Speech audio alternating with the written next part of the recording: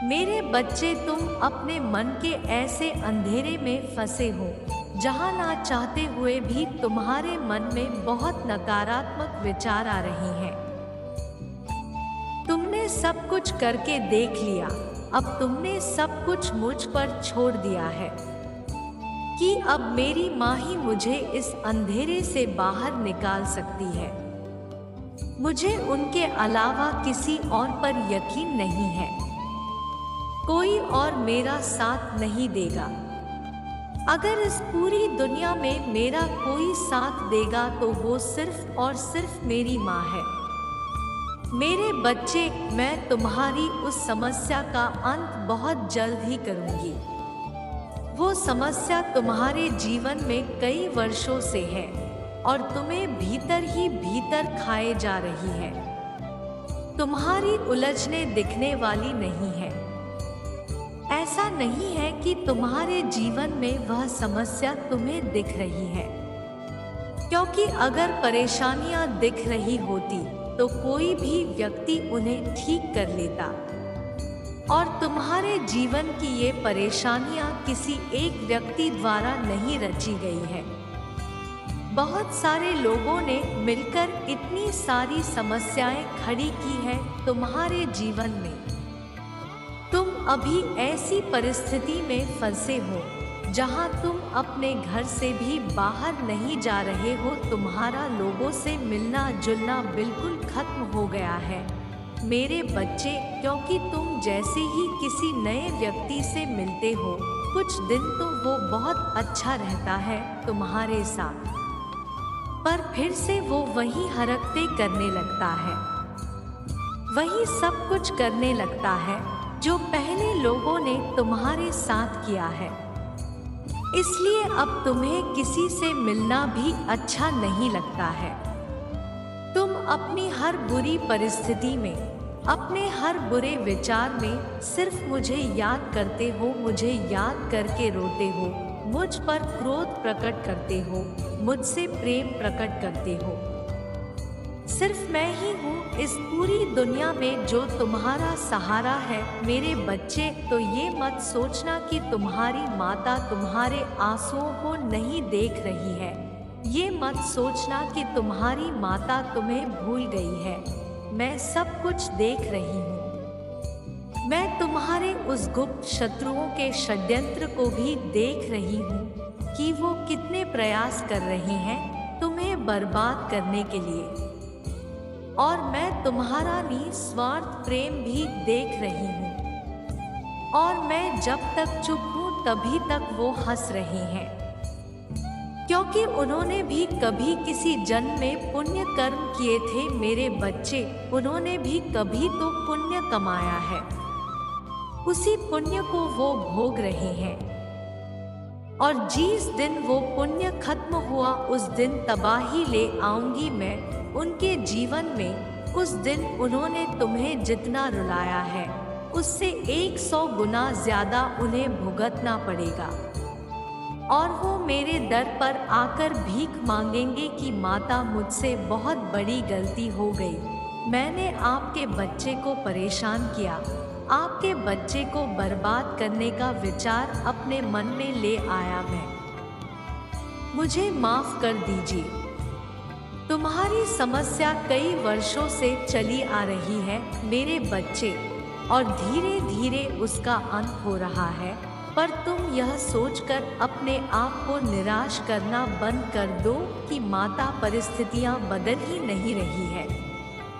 अपने दिल से पूछो मेरे बच्चे, परिस्थितियां हर दिन हर पल बदल रही है तुम्हारे लिए।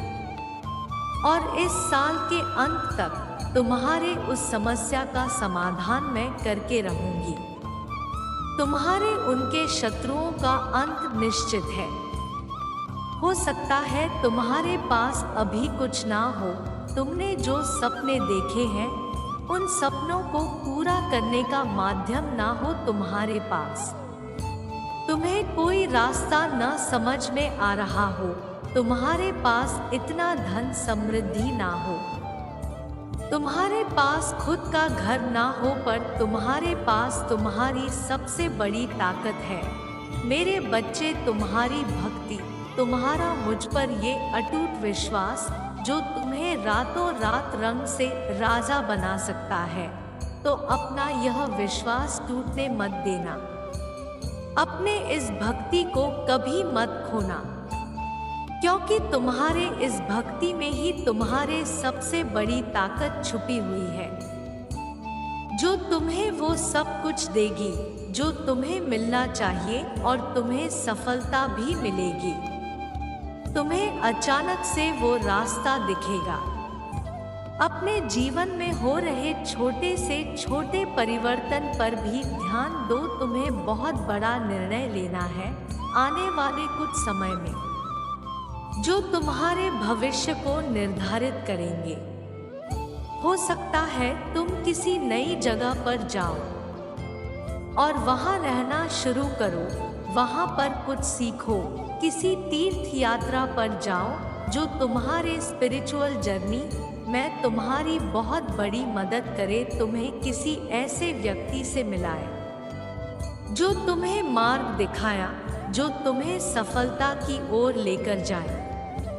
पर उसके बाद भी चाहे तुम्हारे जीवन में सब कुछ अच्छा चल रहा हो, तुम्हारे मन का वो अंधेरा खत्म नहीं हो रहा है, तो उसे तुम मुझ पर छोड़ दो, क्योंकि वो गुप्त है, उसे तुम चाहकर भी खत्म नहीं कर सकते हो। उस पर बार बार अपना ध्यान देना बंद कर दो, अपना समय व्यर्थ करना बंद कर दो। तुम जो पूजा पाठ नियमित रूप से करते हो वो करते जाओ। जिन चीजों पर तुम्हारा कंट्रोल नहीं है, जिन चीजों को तुम बदल नहीं सकते हो, उन पर ध्यान मत दो, उन्हें मुझे सौंप दो कि माता मेरे दिमाग में इतने विचार आ रहे हैं, माता मेरे साथ यह सब कुछ हो रहा है, आप ये संभालो, क्योंकि मैं दुनिया में बस एक काम जानता हूँ, और वो है आपकी भक्ति और आप पर यकीन। आपके अलावा मेरा कोई और नहीं है माता, मैं आपको नहीं छोड़ सकता, और देखना मेरे बच्चे, मैं तुम्हें कभी नहीं छोड़ूंगी। मैं हमेशा हर परिस्थिति में तुम्हारा साथ दूंगी, और तुम्हारे हिस्से की खुशियाँ, तुम्हारे हिस्से की सफलता तुम्हें दूंगी मैं। मेरे बच्चे, सावधान हो जाओ, अभी भी समय है, अपने रिश्ते को टूटने को बचा लो। मेरे बच्चे, रिश्ता केवल 3 ही कारणों से टूटता है, आज मैं तुम्हें बताऊंगी और पूर्ण रूप से ज्ञात कर आऊंगी। मेरे बच्चे, यदि तुम भी वह गलती कर रहे हो तो आगे चलकर तुम्हारे भी रिश्ते बिगड़ सकते हैं। मेरे बच्चे, एक तरह के नहीं होते हैं रिश्ते, तुम्हारे माता पिता के तुम्हारे साथ, तुम्हारी पत्नी के साथ और तुम्हारे दोस्तों के साथ तुम्हारे रिश्ते, इसके साथ ही वह रिश्ते एक इंसानियत के नाते इंसान के इंसान से होते हैं, और तुम्हारे करीबी रिश्तेदारों से भी तुम्हारे अच्छे रिश्ते जिन 3 कारणों की वजह से खराब हो जाते हैं। इसलिए तुम यह 3 गलतियां भूल कर भी मत करना। मेरे बच्चे, एक बात स्मरण रखना कि पैसे कमाना बहुत आसान है, लेकिन रिश्ते को बनाना और उसे निभाकर चलना बहुत ही कठिन है। उसके लिए जीवन में तुम्हें जो सबसे कठिन लगता है, ध्यान रखना वही तुम्हारे लिए अच्छा होता है। सरल चीज़ों तो कोई भी कर सकता है, अगर कठिन करना है तो उसी में कोई बात है। ध्यान रखो कि किसी इमारत को बनाने में सालों लग जाते हैं, लेकिन वही किसी इमारत को गिराने में एक क्षण भी नहीं लगता। इसी प्रकार रिश्ते को बनाने में सदियों गुजर जाती है और बिगाड़ने में एक पल भी नहीं लगता। मेरे बच्चे, ध्यान रखो, रिश्ता चाहे कोई भी हो, पति पत्नी का हो या भाई बहन का हो या फिर माता पिता का, किसी भी रिश्ते में आपस में यदि तुम झूठ बोलते हो तो यह रिश्ते निश्चित ही बिगड़ जाएंगे, क्योंकि विश्वास को बनाने में बहुत समय लगता है। और एक झूठ इसी विश्वास को आसानी से तोड़ देता है। इसलिए अपने रिश्ते को बिल्कुल साफ पानी की तरह रखो। साफ पानी में जो भी चीज डालोगे तो साफ दिखाई देती है। रिश्ते को आईने की तरह रखो, इसमें तुम अपना चेहरा देख सकते हो। दूसरा कारण जिससे कुछ ऐसे होते हैं जो अपने माता पिता और पत्नी का पति और पति का पत्नी से या अपने बच्चों से किसी बात को छुपाना रिश्ते को टूटने का कारण होता है। क्योंकि यह रिश्ते ऐसे हैं, इनसे कभी भी कोई बात छुपानी नहीं चाहिए। तीसरा और सबसे मुख्य कारण रिश्ता चाहे भाई बहन का हो, पति पत्नी का या बच्चों का, अपने माता पिता से, अपने दोस्तों से, रिश्ते में आपस में प्रेम होना बहुत ज़रूरी है।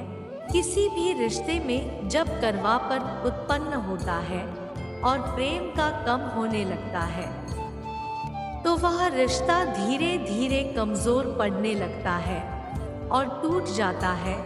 इसलिए बातों को स्पष्ट करें और जो भी मन में किसी भी बात को लेकर उलझन हो तो आपस में सलाह अवश्य लेनी चाहिए। ध्यान रखो मेरे बच्चे, जब किसी भी रिश्ते में झूठ बोलना, किसी बात को छुपाना प्रारंभ होता है तो निश्चित है कि आप उस बात को छुपाते छुपाते अपने हृदय में कड़वापन भर लेते हैं और कड़वापन को भरने के चलते अपना प्रेम खो बैठते हैं और इसके साथ ही वह रिश्तों की अहमियत कम होने लगती है।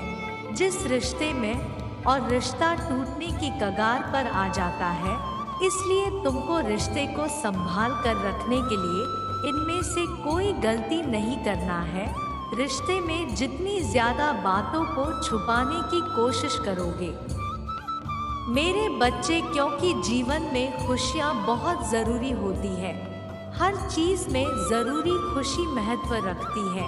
क्योंकि मेरे बच्चे कम पैसों में भी खुश रहा जा सकता है, कम चीज़ों से साथ ही खुश रहा जा सकता है, पर रिश्तों के बिना खुश नहीं रहा जा सकता। इसलिए रिश्ते को टूटने से बचाओ, तभी तुमको सभी खुशियाँ मिलेगी। परंतु तुम अभी भी उन्हीं उलझनों में फंसे हुए हो और आगे नहीं जा रहे हो। मेरे बच्चे, संसार में तुम मेरी सबसे श्रेष्ठ रचना हो। मेरे बच्चे, स्वयं का प्रेम बर्बाद मत करो।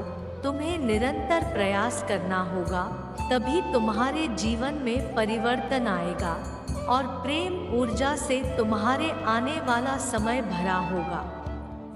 मेरे बच्चे, तुम्हें विचार करना चाहिए।